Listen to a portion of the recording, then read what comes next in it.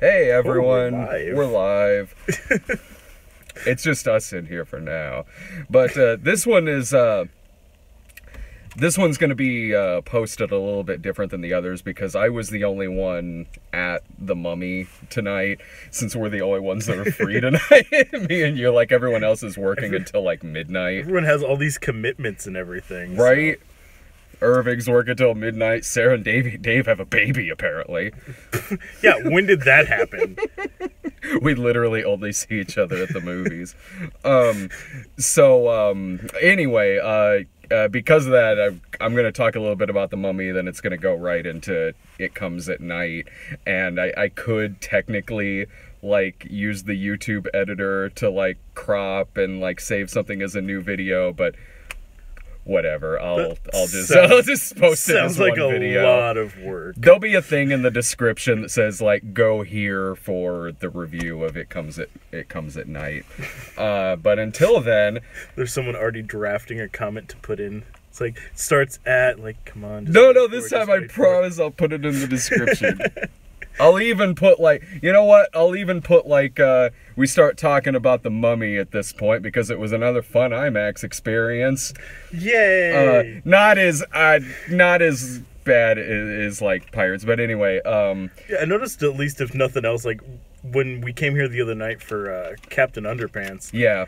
They had signs up to, like, it's like, hey, so just to let you know, like, the theater in there is unbearably hot because the AC doesn't work. Oh, it wasn't that problem. Okay. It was fine in there now. So we sit down and the trailers start. Me and Laura went to go see it, and it was like punishingly loud.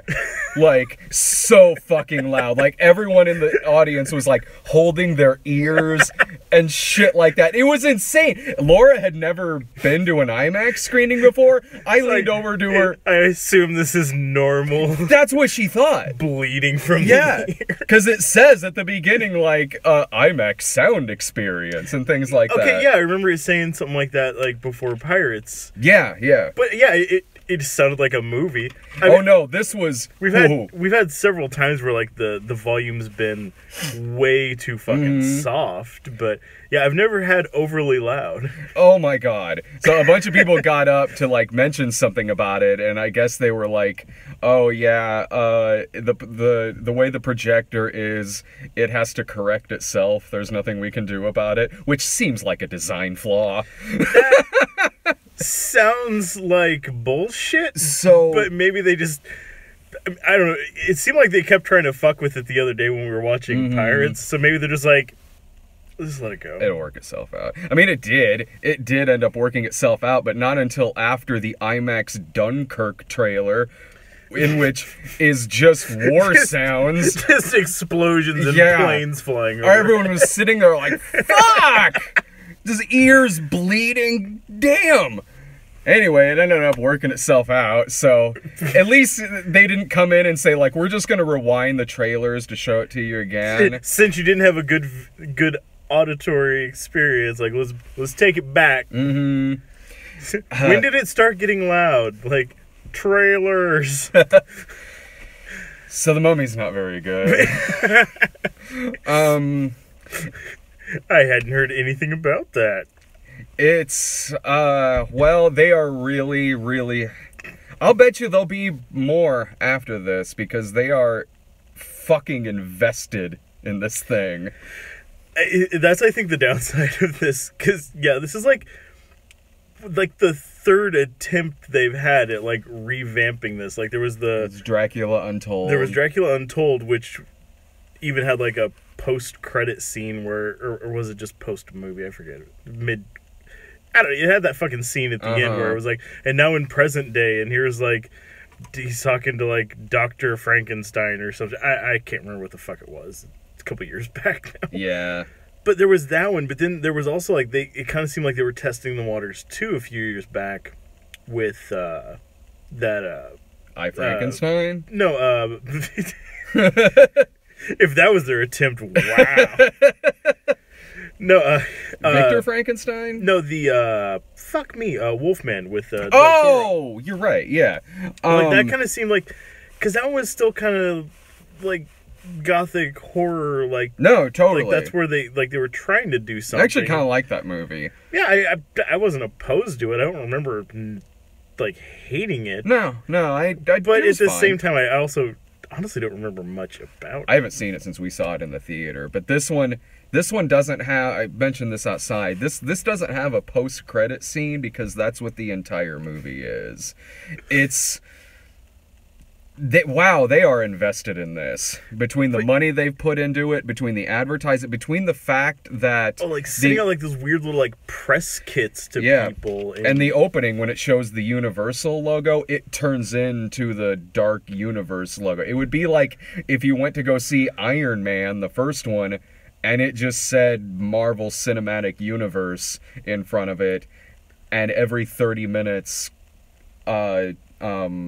Nick Fury would show up to tease other movies. I mean, this movie, it's not like I was sitting there in this movie miserable.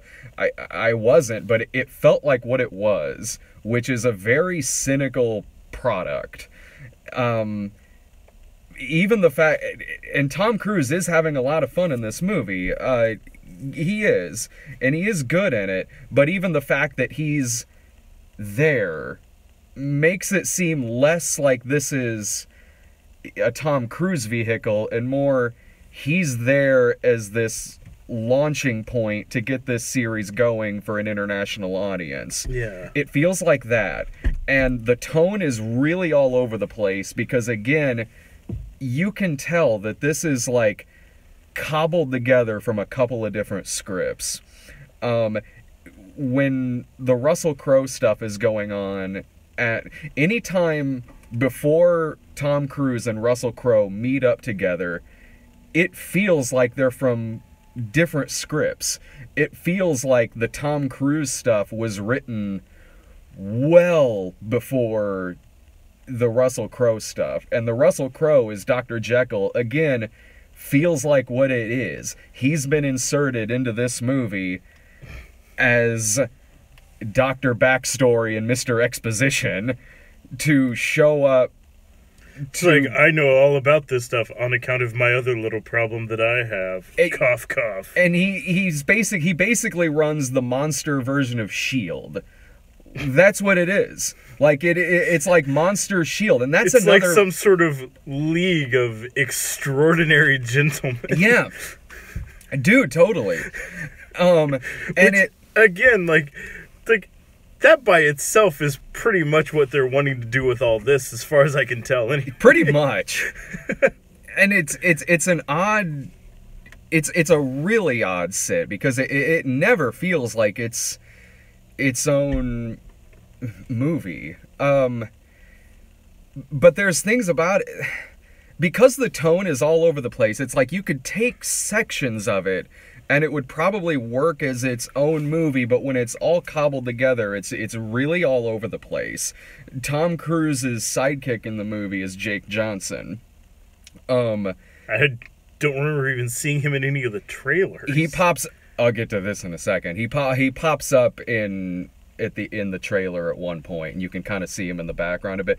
Tom Cruise and Jake Johnson basically play these two scavengers. They go through Iraq just looking for stuff to steal and sell and things like that. And when it sets them up at the beginning, there was some fun there because they were good together in this scene, in this sequence. They had good chemistry and good back and forths. Jake Johnson is definitely, when he shows up, the comic relief. It feels like he is Nick Miller, which gets confusing because Tom Cruise's character's name is Nick in this movie. So when Jake Johnson and Tom Cruise are in the cave that they find all the mummy shit in, Jake Johnson will say like, "Well, good one, Nick," or something like that, and it feels like he's talking to himself, like he's yelling at himself, you know. It sort of feels like Nick Miller has written this script and he's envisioning himself as Tom Cruise, but Jake Johnson is what's in his giant memoir that he's been writing in New The Girl. Peppercorn Chronicles. Yeah, It's like, a little weird around like chapter 57. It's his zombie script. It's Nick Miller's zombie script. But here's the thing. Jake Johnson is not totally, but kind of out of this movie about 20 minutes in when that plane crash happens, which was actually a really good scene. When that, you see a little bit of it in the trailer, when that plane is going down and you see Tom Cruise on the edge of the door and the ground is just getting close. That was actually a really cool sequence. And given that it's Tom Cruise, I'm just guessing he got in a plane and had them crash it with him inside of it. I mean, they've already filmed him on the outside of a plane going up. Why not film him on the inside of one going down? It only makes sense at this point. Yeah. And okay, so see if this sounds really familiar. Like before Jake Johnson also dies in this plane crash, and he's shot by Tom Cruise because he gets bit by a spider at one point and he becomes possessed and tries killing them. So Tom Cruise shoots him a few times. Then Tom Cruise wakes up in a body bag after this accident, and this is actually a pretty funny scene when he's in the bar and the girl is in there with him, and she says, "How did you survive this? How did you survive this plane? And you're just sitting here and you're fine." And Tom Cruise, this is actually a pretty funny scene. Tom Cruise is just, and he's got like a shot and a beer in his hand. He's like. Again, like when you watch the beginning of this movie and they're kind of scavenging through shit, it comes across like it's like not a bad adaptation of like Uncharted. And then, so, okay, see if this sounds familiar. So, dead Jake Johnson every now and then appears to Tom Cruise more decayed as it goes along to tell Tom Cruise like, "Oh, it sucks being dead. How could you shoot me, man? Like, you have a curse. I'm here to tell you, you have a curse." So Tom Cruise is also an American Werewolf in London? That's exactly what it is. Only that movie was tonally consistent. Again, because this movie feels like it's this weird hybrid of a few different scripts.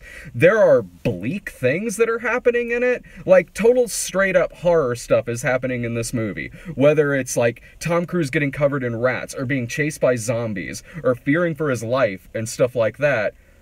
But then every 30 minutes, Ghost Jake Johnson will show up and go like, "Boy, that was intense." Like, it's like, thanks, man. It's odd, and like, this whole, I don't know what, it's like, okay, if they want to make a whole universe thing out of these monsters, fine. You know what, that could probably work. But just because you're making this tie-in universe thing with all these characters doesn't mean it has to be a Marvel movie.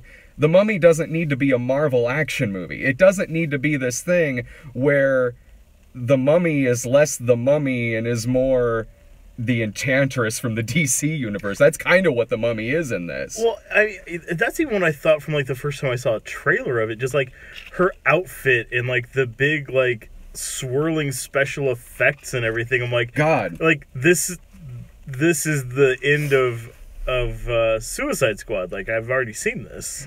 Yeah, it's so heavy on unnecessary CGI in it that the Mummy never looks and feels like a mummy.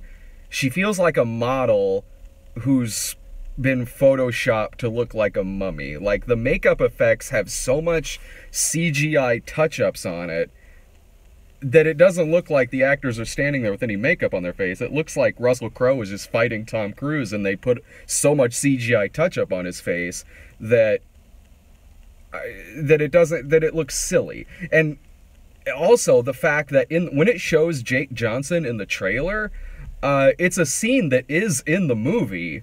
And it's Jake Johnson looking at the camera and saying to Tom Cruise, like, "You don't know what she's capable of, she's coming for you," or something like that. But when you see it in the movie, it's that same shot and that same line, but he's got all these CGI touch-up zombie makeup on his face.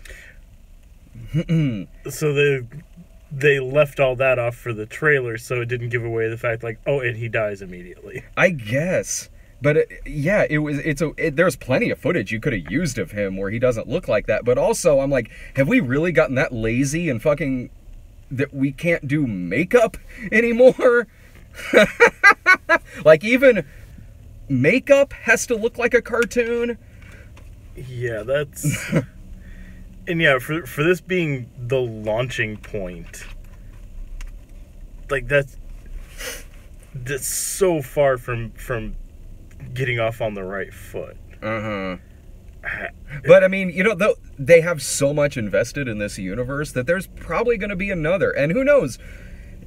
This movie is clearly marketed towards not just a domestic audience here, but a global audience. Maybe it could do well internationally. Maybe it could do perfectly fine. But they have so much at stake in this now that I'm sure there'll be maybe one or two more. Well, and just the fact that, like, right out of the gate, before this first one even made it to theater, there was all that stuff going around about a potential lawsuit between them and DC, because DC is also working on something called Dark Universe. Yeah.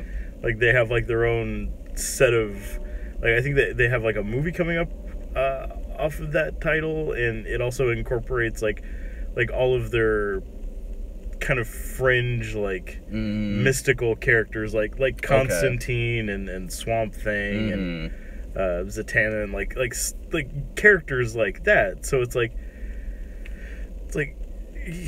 you're launching this thing that seemingly no one was asking for. You've tried several times to get it going, and now you're finally just like, fuck it, we're all in, we're going for it. And it seems like everything is just failing immediately. But it's the sort of thing with like with the stuff, like, it tends to fail upwards. So I'm sure they'll do just fine, you know, once it hits international marks. But fuck, who knows? Like sometimes like I know there's been movies that have seemed like they'd be like a surefire hit that, like, get jammed up sometimes because of, like, China's weird regulations about like certain kinds of ghosts, like, or supernatural, supernatural like mysticism stuff, like, kind of jams them up over there sometimes. So fuck it, who knows? Like, it's yeah, I mean, again, like, I'm sure if it hits China, it'll do just fucking fine. It just doesn't need to feel like a comic book movie. It's like they're doing, like, this universe thing now with The Conjuring, but they're still making horror films. Yeah, it's just like they're all loosely affiliated, but I'm like, okay, that's sure, whatever. And if they're gonna do, like, if they want The Mummy to be more action adventure like the Brendan Fraser one, honestly, Jake Johnson probably could have headlined that. Yeah. He'd actually probably do a fucking bang-up job doing that. No, as it is, if they make some more of these, I hope they learn from this, I guess. The movie is just needlessly complicated. Like, between all this shit with, like, a stone and a dagger and all of these powers that the mummy has, but then can be she causes, like, this dust and glass storm in London that cuts nobody, but then can be seemingly taken out with, like, dart guns and shit. And even at the beginning, when Russell Crowe is giving us her backstory, her dad was like the pharaoh or something who had a baby boy, but she wanted all the power, so she goes, who knew? Oh. She goes to she gives herself the powers of the dark side using magic that turns her into this supernatural being for her to kill her dad and mom and infant brother. And I'm like, wouldn't it have been easier just to, I don't know, pay an assassin or something? Just even that, like, her backstory is needlessly complicated. That's a lot of moving parts. Dude, her backstory is like the first 2 minutes of this movie.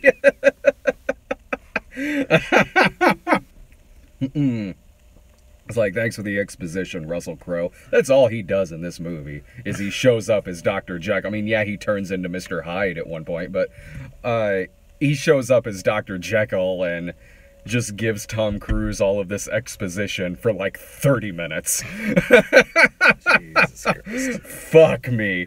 It would have been like if, like, I don't know, halfway into The Incredible Hulk, there's just a 40-minute sequence of Nick Fury explaining everything to Bruce Banner. I was never sitting there mad at this movie. It was just kind of obvious what it was. I don't even know if I was really ever sitting there bored necessarily, but it was sort of like, if you wanted this to be more fun action adventure, then these parts work. Okay. If you wanted this to be more bleak and dark, okay, maybe a little bit here and there works. But all blended together, like it's this Frankenscript that they've made. It is That'll tonal. be the next one. Yeah, Frankenscript. Fucking probably. Yeah. Again, though, this whole movie was a tease. I don't know. It's I guess tease it's for a Jekyll and Hyde movie where it's just Russell Crowe talking for 2 hours.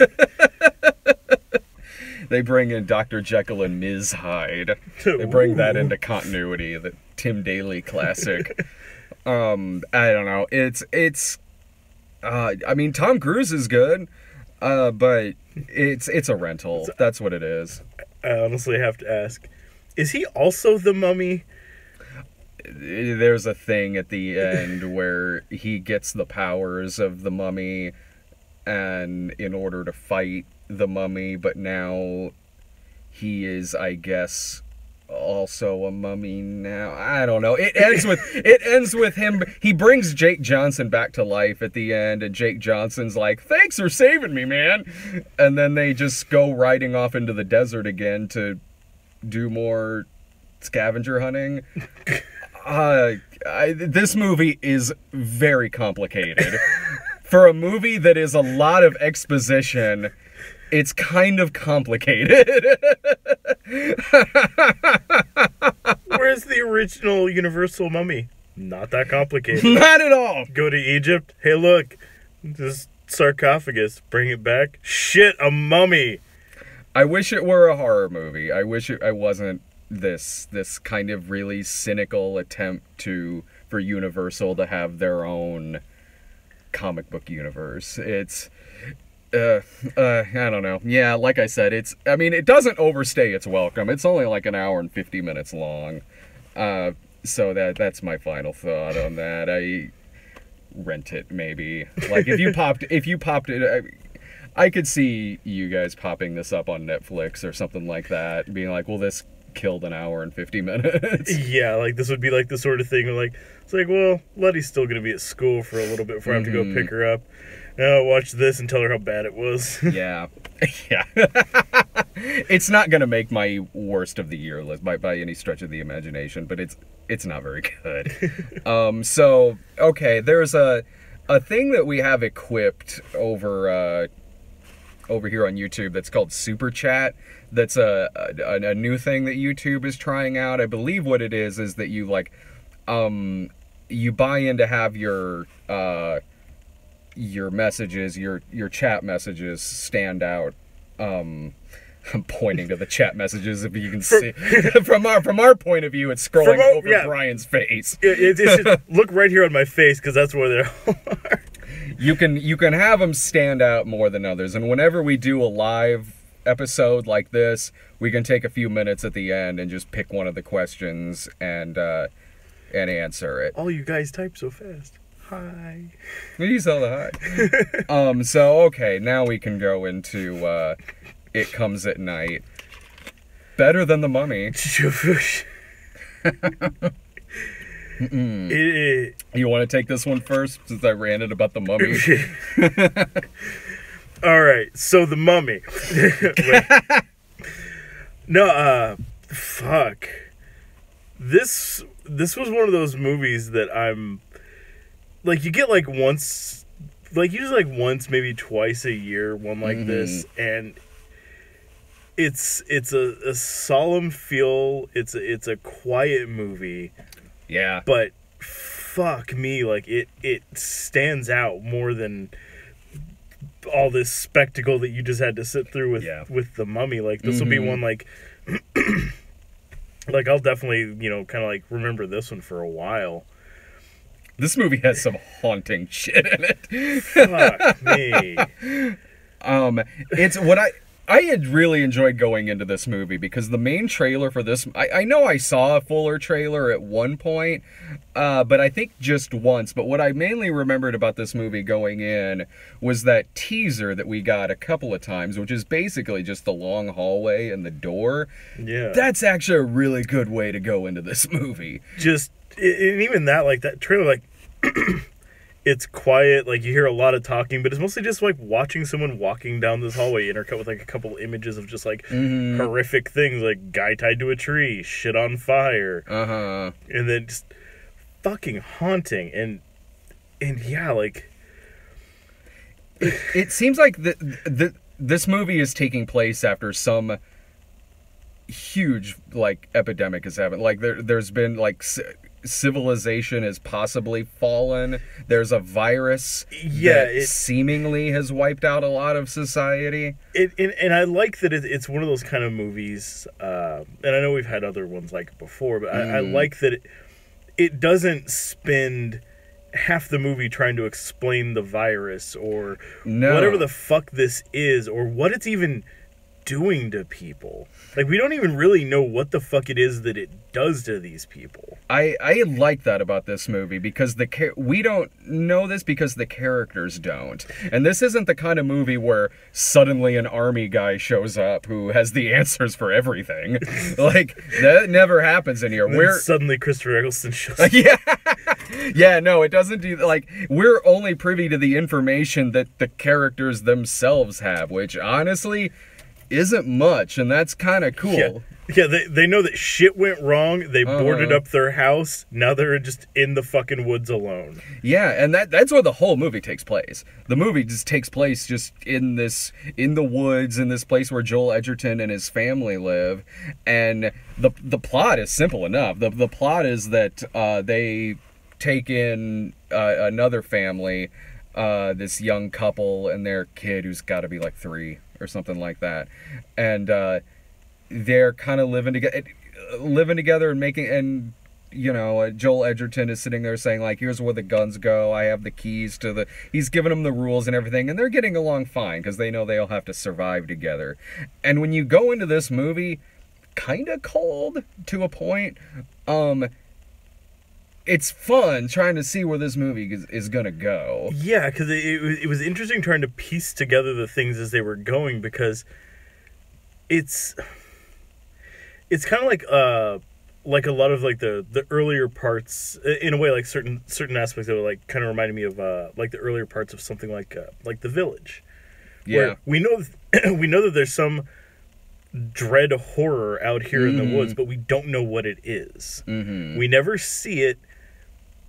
So then every time there's a fucking noise, like something scrapes against the wood or you hear something tip over, it's like, is this the thing that they're worried about? And I like that. I like that whole, you know, don't focus on it. Just know that it's there. And it's like the driving force behind everything. Like, these people are terrified of everything. Yeah.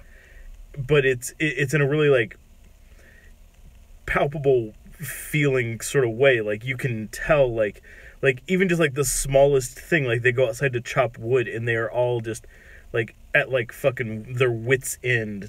Like, you know, one person's cutting wood, one person's laughing, and then Joel Edgerton just still sitting there, like, this steely gaze, like, out on the, like, the horizon, like, just constantly, like one thing goes wrong and fuck it, we're out of here. And but even he, like, has moments where, like, they are chill, like they're sitting there having a drink and things like that. It's like you kind of get a sense of, like, how this family worked before this event happened and things like that, where it's like, you know, Joel Edgerton, he's just this guy who loves his wife, loves his kid, you know, they'll take care of each other, but given that this has happened, just can immediately snap into survival mode. But what this movie to me felt like a movie Shyamalan would have made if he didn't have that 10 years of not so good movies, you know? It did. It's squarely between The Village and The Visit. Yeah. Yeah. Like, it's kind of a mix between those. Mm-hmm. I can see that, yeah. But yeah, I mean, it's got a real, like, strong feel to it, like things like The Last of Us, or even a little 10 Cloverfield Lane, yeah, to an extent. That sort of feeling of, like, when you're in the house, mm-hmm. everything's fine, act like normal, mm-hmm. but don't go by the fucking door. Yeah. Yeah.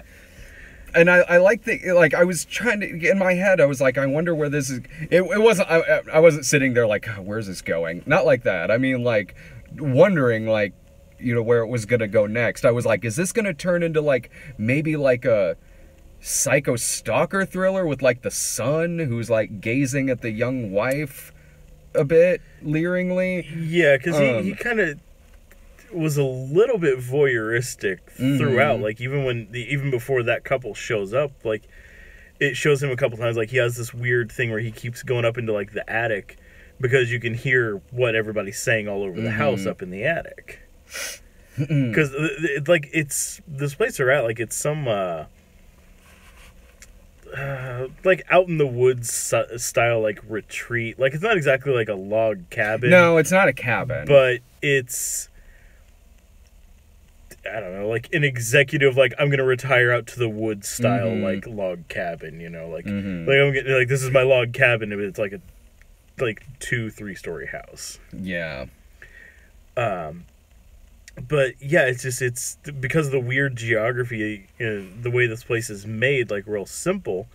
Like, yeah, like, you can just go up into the attic and just walk around and you can hear what everybody in all the other rooms are talking about. So that's, like, his thing. Like, he just likes going up there. But I mean, since whatever vague end of day scenario has happened to where they're just in this house, like, all of the windows are boarded up, like, they maybe go outside for, like, an hour a day, if that. Like it seems like this is sort of like his, like, oh, I'm just gonna kind of, like, peep on people, and that's gonna be, like, my form of entertainment or something. Like, I don't know, like, way to pass it does the time. move the plot forward, because when this movie gets into its last act, that really is kind of what sets up a lot of that, and it's intense. Like, the movie is a slow burn, and it takes its time wisely and really builds up these characters and their interaction with each other.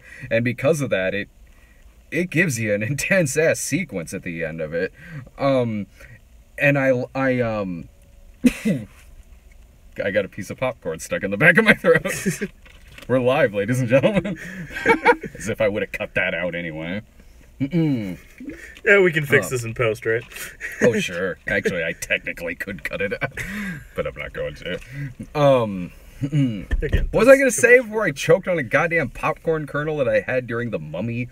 I didn't even eat anything during It Comes at Night. Damn, I totally fucking blanked. I fucking hate when that happens. Yeah. It always happens to me, like, right at the end of a thought. Like, it's like, this reminds me of that one movie. You want to take it while I try retracing my thoughts again? But yeah, this movie kind of sets its tone almost immediately. Because the very opening of it is, again, like, we have, like, no setup to anything. It's just we're dropped into the middle of a scene where this older guy, you know, we find out is, like, the grandfather to all of them. Well, not all of them, but the kid, Joel Edgerton's wife's dad, I think. But it's we come into things like he's just sitting there. He looks sick as shit. He got big open, like, sores all over him. Yeah. Like, his eyes are doing some fucked up thing. And we don't know what is happening to him, what the stakes are, but they're wearing, like, homemade hazmat suits practically. Fucking everybody's walking around with a gun in their hand. It's like, what the fuck does this shit do to you? Yeah. And within, like, a fucking minute or two of the movie opening, Joel Edgerton has to shoot his father-in-law in the goddamn face. Light that body on fire in an open grave. Burn him in front of his child. Yes. Sorry, I got a text that threw me off. But I remember what I was saying. There's one cliche that there's a cliche I hate in a lot of horror movies, but this one actually does really well, and that's the fake out dream sequence. This movie has that, but actually does it well. One, it's all part of the style of the movie, because when it happens in the movie, you're kind of left as disoriented as the characters who are waking up, because you're also not sure if what just happened actually happened. They actually do some really interesting artistic shit with that.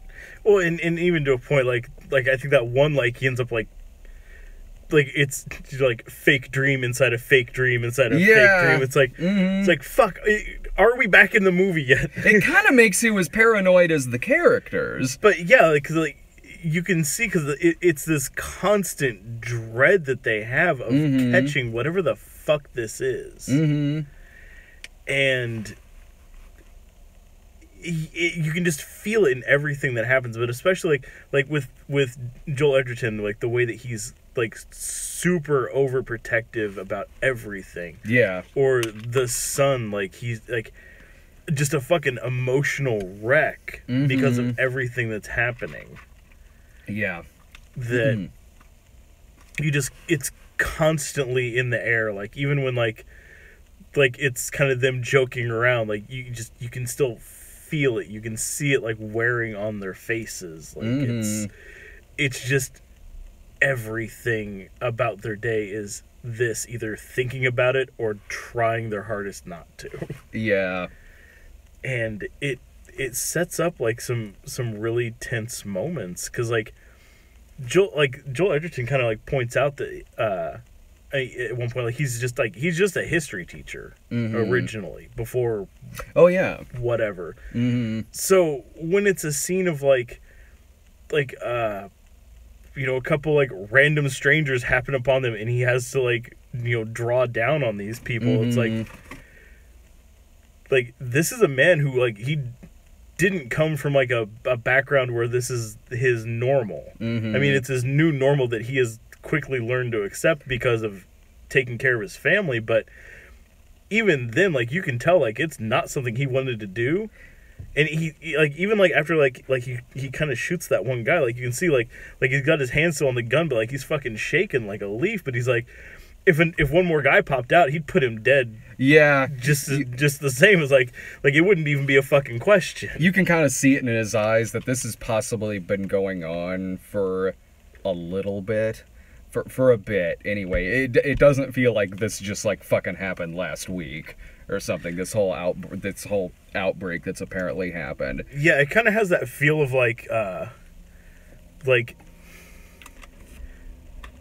maybe like a month or so in. You know, it's that kind of sweet spot. I would say that of like, it's definitely not like week one, like what's happening out there, like have you heard from the cities? Yeah. But at the same time, it's like they're still pretty much acting like things are mostly normal. Like they know what to do and what not to do, and they're just still trying to like hold that semblance of like society together amongst themselves. Joel Edgerton is awesome, and I mean he is one of our finest actors working today. God damn it, he knows how to pick a fucking role. Yeah. Like I will always give him that. Like I know gift. Fuck yeah. Jesus Christ. Yeah, this would be a nice Joel Edgerton double feature for you. Yeah. Fucking hell. But yeah, I mean he knows how to pick a good fucking script. Like there's a few of his movies like I don't know that I'll get around to watching, but like, you know, it's still like, well, like that one he did last year about that interracial couple back in like the Loving 50s. Yeah. At one point during this movie, I was thinking, like, is this a really dark sequel to Loving? But yeah, it's a movie I'll probably never get around to watching, but fuck, I wanted to see it. It never came to Springfield. It was up for a few different awards. Like I remember, like Ruth Negga, I think, was up for like an Oscar. She was, and they never brought that to Springfield. So, don't know why. They just didn't. So yeah, I mean, he knows how to pick a fucking script. I saw Midnight Special. I can't remember if that movie was made last year or the year before, but I watched it last year. That was really fucking good.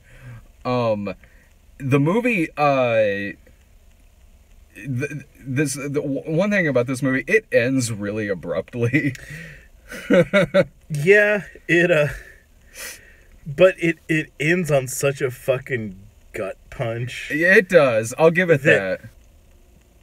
With where the stakes get raised to and how everything gets resolved, I don't know that you could have made another 30 seconds of film without having to like, and then something else, you know? It's like, unless it really got into, unless they stretched that out a little bit more within like maybe 10 minutes of the last person there at the end who has the virus,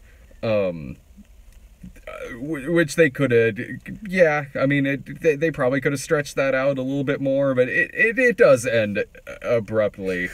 But it is interesting that it ends right after this pretty emotional shit that happens. They could have went the No Country for Old Men route. Oh. have the big emotional moment and then just cut to them sitting at the table and then talking for another 15 minutes about fucking nothing. That would have been interesting. Or what if it went, to go back to this movie, what if it went the American Werewolf in London route, where once the person gets shot at the end of this, smash cut to Blue Moon playing. Credits. Huh. It's like, I don't know, it feels uplifting now. I feel like I just watched a Werewolf in London double feature and I didn't watch Werewolf in London. Those dream sequences in this were about as weird as the ones in yeah. Like, and then Nazi pigmen show up. It's like, whatever. I love that scene. That's a scene that I always forget is there until it happens. That's a scene that a few different times I've thought that's from a different movie. Like, it's like, was that in the wall? Because it feels like it was in the wall. It's like, oh wait, no. Werewolf in London, that's right. And Werewolf in London's a movie I've seen God knows how many times. A lot. Dave and I used to watch the fuck out of that movie back in the day. But even then, I remember like, oh right, that does happen in this movie. Because why not? I highly recommend this. Oh, fuck yeah. It's definitely one, like, if you can get out to catch it before you hear too much about it, like, I know that we mentioned some stuff, but like, we danced around fucking a lot. Yeah. So I spoiled way more about the Mummy because I didn't give a shit. Also, I didn't give a shit, and also I'm not sure what I would say. I'm like, again, that was a needlessly complicated movie. Like, Laura was asking me so many questions about that movie at the end, and I was like, guess is as good as mine. I don't know. Ask one of the 7 writers it probably had. Right. Okay, so if anyone has Super Chat enabled, I think that it tells me when that's the case. I don't know. If not, it certainly stores it, and I could go back to it when we do another live. So if anyone, I'm just gonna pick a random question here that pops up. It's a lot of woo what. The question is what. I can't read that fast. This isn't nearly as fast as it was going. This isn't nearly as fast as it was going when Dave and I did. Okay, someone asked, how are you guys? I'm doing good. I'm a little tired. It's hot in here. It's a little warm, but just mosquitoes out. I got my second root canal earlier today, so I'm feeling pretty sore in my mouth from that. But... Oh, God. Did they at least give you some some good Advil. No, they just told me like, oh, whenever all that Novocaine wears off, you'll need to do something. Oh, there you go. Someone in all caps goes, "What's with the nail polish?" No. He keeps slamming his fingers in the door. I'm so clumsy. No, by the way, Letty's in the back and she's asleep. Letty is going through cosmetology school, so every now and then she'll have me come in and, get a manicure to kind of like do practice on, because surprisingly just nobody goes into the school for manicures. So she's like, hey, just get off work. I'm like, yeah. I was like, want to come get a manicure? I was like, I don't give a shit. I go to the shopping mall for that. Actually, I go nowhere because my nails suck because I bite my nails. But all right, next week is I think it's Rough Night and Cars 3. Well, those titles go together. Shit. So anyway, I'll probably, in a couple days, I'll probably send Allison a text that goes, "Hey, do you want to see both Cars 3 and Rough Night?" Just send you a lie back like, it turns out I'm still on vacation, guys. Sorry. Hey, Brian, Allison's on vacation. You want to see Cars 3? She's lying. She's lying. Well, if I write back and say liar in all caps, she won't go. Alright, well, this is fun. It's hot as balls in here. It's really warm.